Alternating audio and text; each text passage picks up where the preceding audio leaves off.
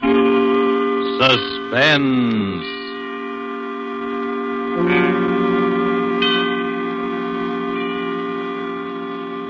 This is the Man in Black, here again to introduce Columbia's program, Suspense. Our star this evening is Miss Maureen O'Hara, whom you've seen rise to stardom in Hollywood within the short space of a year.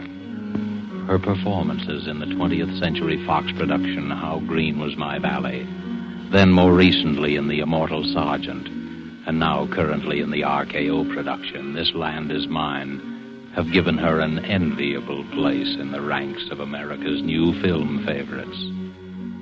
Miss O'Hara makes her first appearance on our Suspense stage tonight as the heroine of A Study in Homicidal Mania, The White Rose Murders by Cornell Woolrich, which is tonight's tale of suspense. If you have been with us before, you will know that suspense is compounded of mystery and suspicion and dangerous adventure. In this series are tales calculated to intrigue you, to stir your nerves, to offer you a precarious situation and then withhold the solution until the last possible moment. And so it is with The White Rose Murders and the performance of Maureen O'Hara. We again hope to keep you in suspense.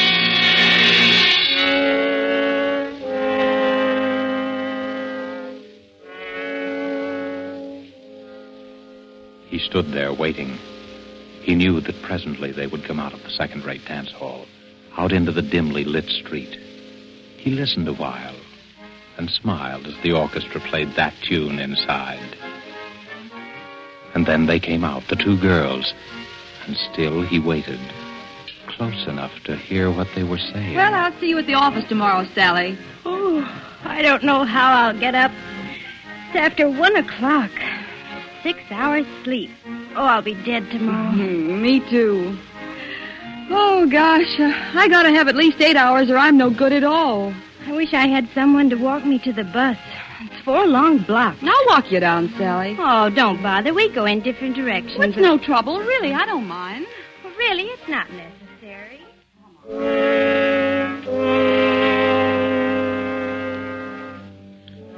In the narrow alley that divides the dance hall from an ugly office building, he stood smiling. Just a little inside the alley, he stood stiffly against the wall, his head back, eyes closed, arms straight down, and in his left hand, a white rose. Well, all right then, Sally. Good night. Good night, Joan. See you in the morning. Dum, da, da, da, dum. Da, da, da, da, da, da, dum. Oh, I hope I don't have to wait long for the bus. Who are you? Keep away. Keep away from me. Let me go. Let me go.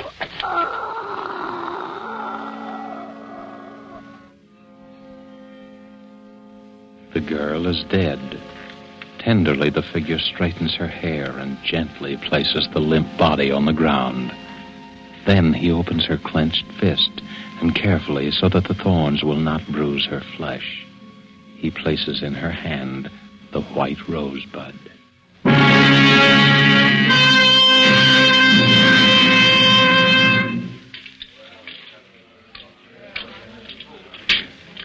Pardon me, my good man. Is it true that you are the famous detective Terence Riley? Huh? Oh, Jenny, I didn't see you come in. Well, now that I'm here, how about offering to buy a cup of coffee for the girl you're going to marry?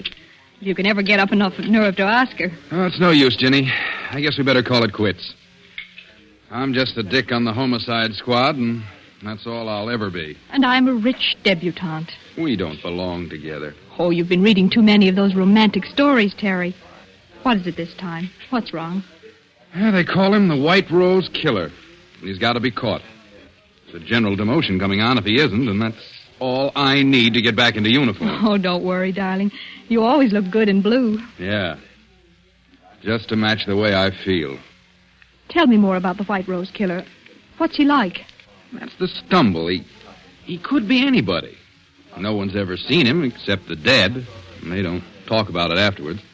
Just slips out of the shadows and kills and then slips back again. How many has he murdered? 4. And he's not through yet. It's going to be one of those chain things if he's allowed to keep on. Are you sure it's always the same one? Yeah, that part of it we're sure of. It's the same touch, the same way of operating every time. How do you know that? Well, it's a rose. A white rosebud. A death rose. Puts it into each victim's hand after he kills her. Her? Yep. It's always a woman. A young woman between 19 and 23. What's behind it? Do you have any idea? Well, I'm not sure. But here's what I figured out. You know what a rose stands for. Symbolically, I mean. Why, yes, it's the flower of love. The white rose, the bud, has another meaning. Purity, loyalty, devotion, and especially it stands for a young girl. Well, that's right. And that's about the way I see it. So maybe it's a double cross, committed against our murderer by some young girl whom he worshipped and who betrayed his faith in her. You ought to be a detective, not me. Thanks, darling. I've got a very fine teacher. Sweet. There's another thing. The murders were all committed near places where there was music, dance halls and cabarets and the like. There's a song that brings back the original shock that, gives him the final push over into the darkness. As far as we can figure out, it's the beer barrel polka. Well, how does he commit the murder? Is it always the same way? Always. Strangulation between the hands, with the thumb into the windpipe to keep his victims from crying out. But isn't there anything else you know about him? No, that's why it's so hopeless. He's insane, of course. But there's only this one phase to his insanity. Probably perfectly normal in appearance and behavior. You could pass him on the street and even know it. Well, it's only when he sees someone vaguely like the girl he loved and hears that song that the one defective wire in him is jangled and short circuit. But, Terry, the flowers, don't the flowers tell you? He must get them somewhere you could trace. Well, we don't know where he gets them.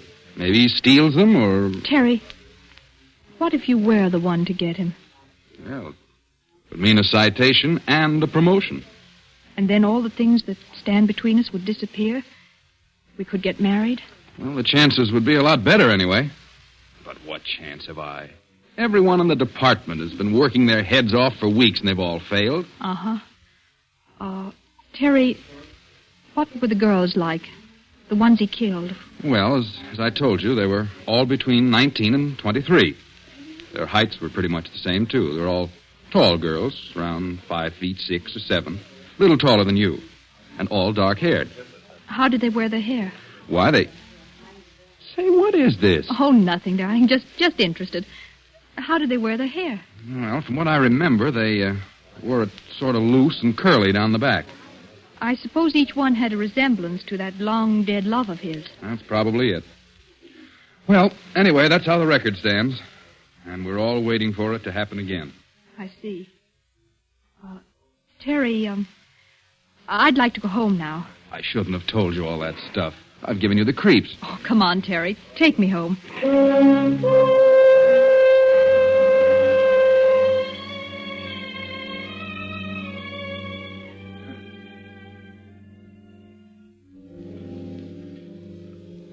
Later, Jenny stands by the window in her room, looking out, thinking. She doesn't move for a long time. Then suddenly, quickly, she goes to her closet and begins to rummage through her many pairs of shoes.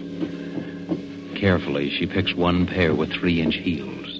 5'6" or 7. Then she walks quickly to the dresser, opens a drawer, takes out a comb, and starts redoing her hair. One loose and curly down the back. Well, here we go.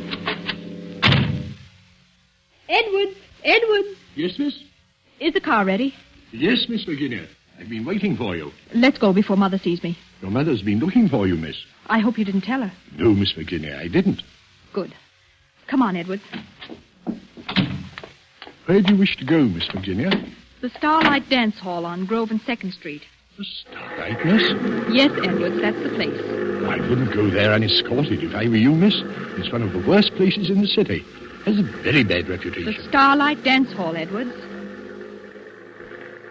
Very good, miss. Very good.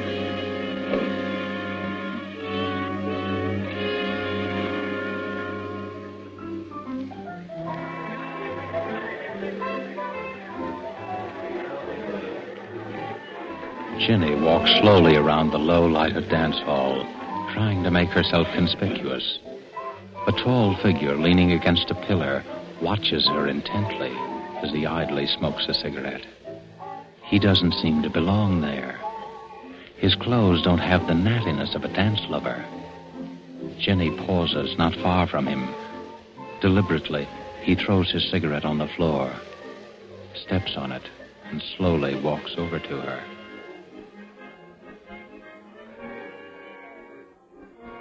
Hello. Oh, hello. You're not with anyone, are you? Oh, no, I'm alone. I thought so. I've been watching you all the time. Have you? I haven't seen you dance yet. I don't know anyone here. How about dancing with me, then? All right. Come on. Let's go out on the floor. Do you come here often? No. I never go to the same place twice. You don't? Why? I'm always looking for new faces. I'm restless. Do you find the faces you're looking for? Listen. Listen to that song. I like that. I like it very much. Yes, it is a nice song. You know, you remind me of someone I used to know. I'm trying to think who. I do? Yeah. You mind if we stop dancing and go over and get a drink? No, let's go. Oh, look. They sell flowers here. Yes, I see. I'll get you some. What kind would you like? Oh, any kind. You pick it out. All right. Let's see. There's something kind of innocent and young about you. Different from most of the girls that come here. Can't we stay here a little longer? It's intermission now. They won't play again for 10 minutes. Come on. But I like it here. Let's stay a little while longer. Well, then let's go down for some air. We can come back in a few minutes. Come on. But... We'll be back before the music starts. Oh, you're hurting my arm. Am I? I'm sorry.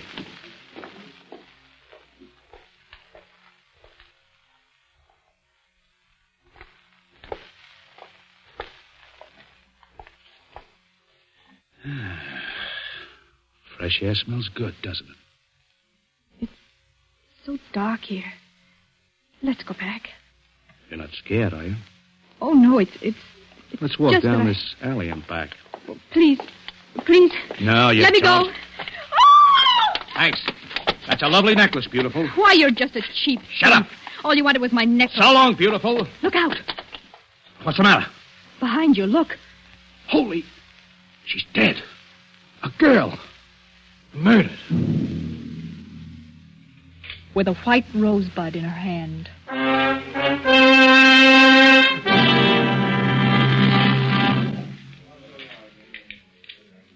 Well, Ginny, happened again last night. Just like the other times. The girl strangled in an alley and a white rose in her hand. Any news of the killer? No. He might just as well float through the air for all the trace he leaves. He must have bought the flower upstairs in the dance hall. He must have been there earlier, bought it, and saved it No, until... there was only one rose sold up there all night. And to a man who had a different girl with him. We had the flower girl. How did you know that they sold flowers there? I didn't tell you. Well, I must have read it somewhere. You couldn't have. Wasn't in any of the papers. No details were given, just the statement that an unidentified body was found. Well, I just imagined that they'd sell flowers in a place like that. Well, I'm glad you don't go near those dance halls. Why, with this nut running around loose... Don't bother about that. We'd better catch this killer. And fast. Where do you get this we stuff? To hear you talk, you'd think that you were on the case, too. Wouldn't you think so? To hear me talk?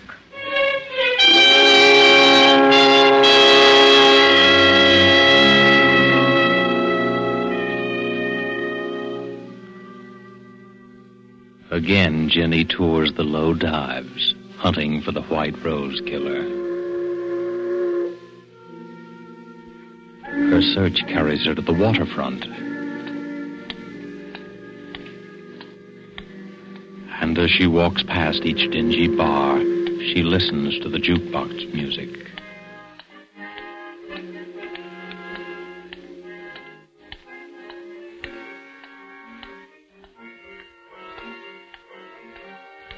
A little after midnight, she passes a dirty windowed saloon. The thin music catches her ear.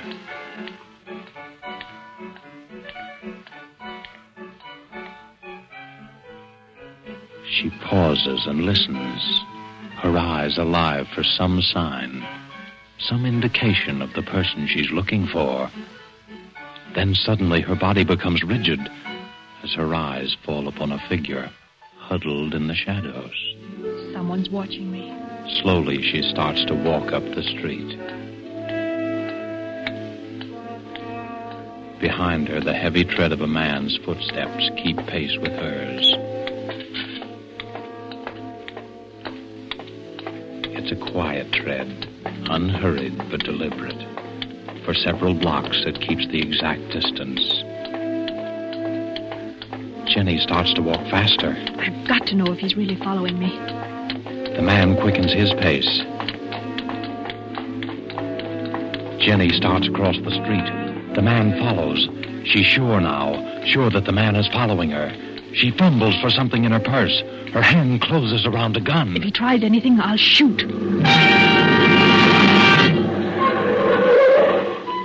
You in any trouble, lady? Oh, no, officer. It's all right. You scared him away. Scared who away?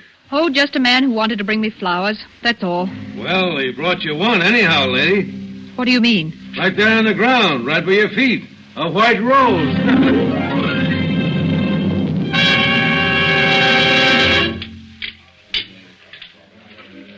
Coffee, Mabel. Sure, coming right up. Here you are. Terry. Terry. Hello, Jenny. Sit down. Thank you. Say, what's the matter with you? Look, darling, read the gossip column in this paper. What daughter of a socially prominent family is that way about a detective and waits for him outside the station house in her limousine every night? Private chauffeur and all. But Mama says no. That's not so funny. Oh, they held a big family war council over me just now. Indian powwow, feathered headdress and everything. They did, huh?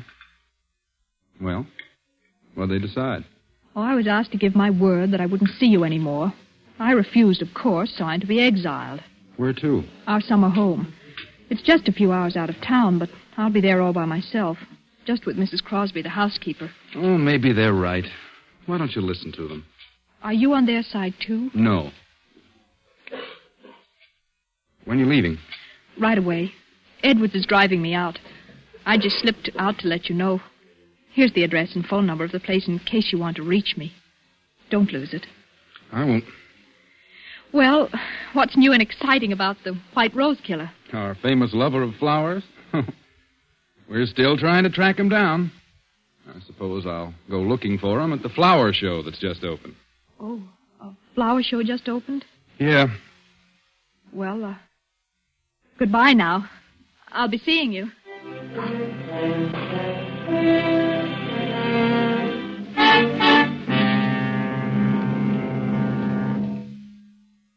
What floor is the flower show, please? 3rd floor, miss. 3, please.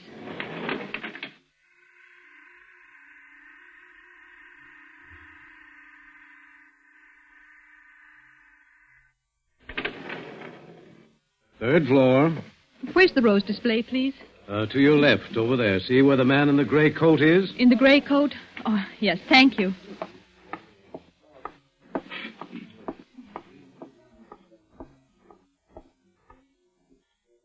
They are lovely, aren't they? Oh, you startled me. I'm sorry. I was just admiring the roses. Oh, yes, the nicest flowers here. I just can't keep my eyes off them. Yes, you can feel that way about some flowers. Well, that's the way I feel about white roses. Have you been here long? I really don't know. I suppose so. You see, I've come here every day since the show opened. I like to be near the roses, the white roses. Those big ones are nice. No, I like the little ones best, the little tightly curled rosebuds. They're so little and innocent. Oh, well, I really better be going. Are you going down? Yes.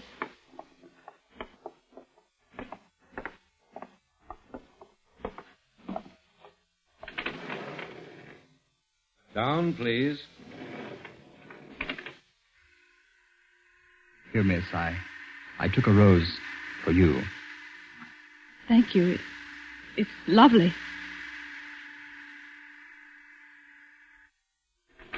Would you care to have a drink with me? Why, yes, thank you. I know of a little place a block or two down there. They have nice music. We'll go there. All right, whatever you say.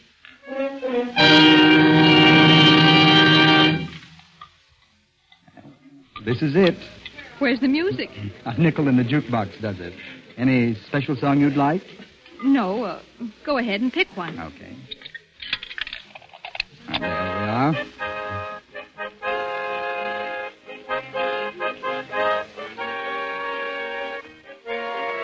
Oh, that's my favorite song.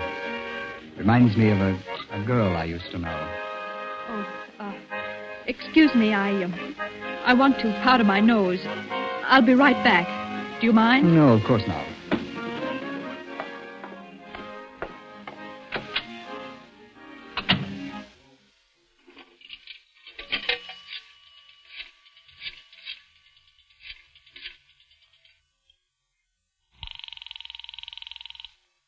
Seventh Police Precinct. Sergeant Thomas speaking. Hello, is Terry Riley there? Just a moment, I'll see. Please hurry, it's important. No, sorry, miss. Terry Riley's not here just now. Oh, will you tell him that I can't keep that date with him. Goodbye. Do you always go to the phone booth when you want to powder your nose? Why, I had to make a call. Uh-huh. Well, I'm afraid I'll have to leave you. Oh, wait, let me come with you. I'm sorry, miss, but I've got other things to do. Oh. What's the matter? That car, someone that knows me. Let's get away from here. That's just what I'm going to do.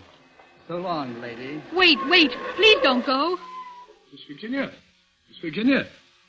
I'm sorry, Miss Virginia, but I must speak to you for a minute. Oh, Edwards, what do you want? I'm sorry, miss. You'd better come with me at once. I've been looking for you everywhere. Your mother's been taken seriously ill. Mother? Where is she? She's out at the country place, miss. I drove her there shortly before dinner. She wanted to pay you a surprise visit. Oh. I believe the shock of not finding you there upset her, miss. Is she very bad? She had the doctor with her when I left. Mrs. Crosby has gone away for the day. Your mother needs you, miss. Well, let's go. Hurry, Edwards, please. Right, miss.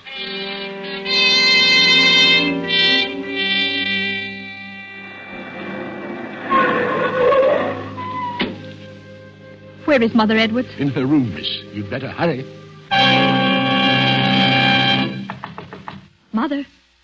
Mother, it's Ginny. Is the doctor in there with you? Mother! Why, there's no one here. The room's empty. The bed hasn't been touched.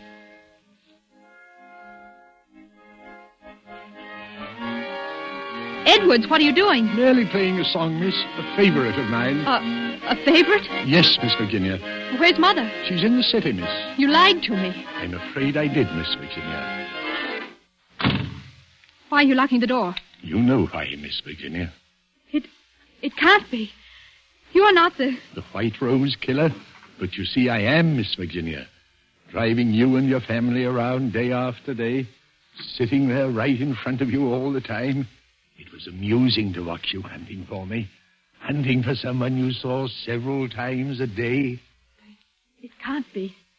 You're not insane. Of course not. Who said I was? Edwards, you know I'm not the girl who betrayed you. Yes, I know that. Well, then unlock the door and let me out.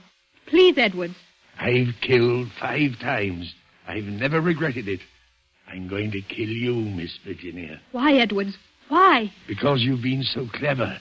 Too clever. You made yourself look like her, the girl who deceived me. I could have killed you the day you first went out looking for me, but I had to be careful. Oh.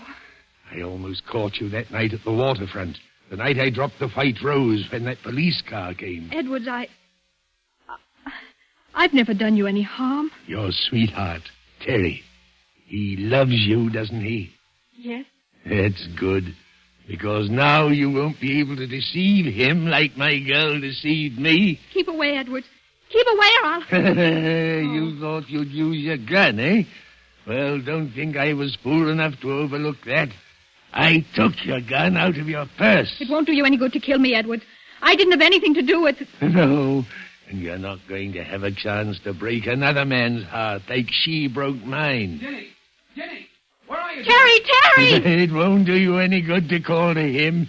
He can't get in here without breaking down the door. Keep away from me. Terry! It'll be too late then, because I'm going to kill you now. Jenny, where are you? Terry! Just let me get my hands on that pretty white throat. Oh, keep away. Keep away from me. Terry! Stop! Jenny, are you all right? Yes, Terry, I'm all right. Oh, take it easy. Here, sit down. Oh, Terry, I was so scared. There was nobody here but Edwards and I. How did you know where I was? Oh, it was simple. You were supposed to meet me at the coffee shop. You never broke an appointment, and when you didn't show up, I called the number you gave me. You told me the housekeeper was here all the time, and when there was no answer, I got suspicious and came down. Besides, when I got a message down at headquarters that you had to break a date with me, I knew something was wrong. Are you sure you're all right?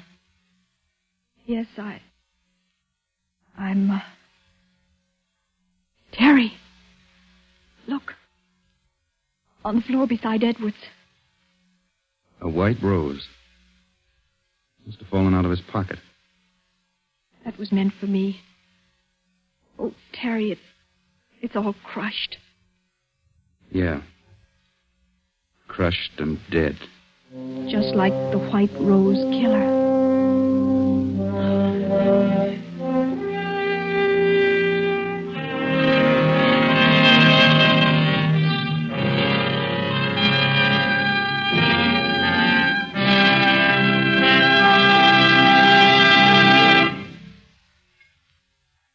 And so closes The White Rose Murders, starring Maureen O'Hara. Tonight's tale of Suspense.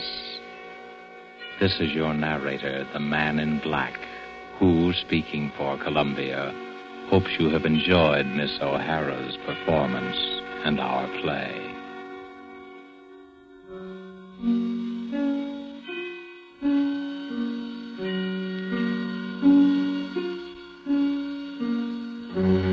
Next week, because of a special broadcast of the All-Star baseball game, Suspense will not be heard. But again the following week, we will be back with another play on this series and more of your Hollywood favorites. The producer of these broadcasts is William Spear, who, with Ted Bliss, the director, Bernard Herrmann and Lucienne Marowik, conductor and composer, and Cornell Woolrich, the author, collaborated on tonight's Suspense.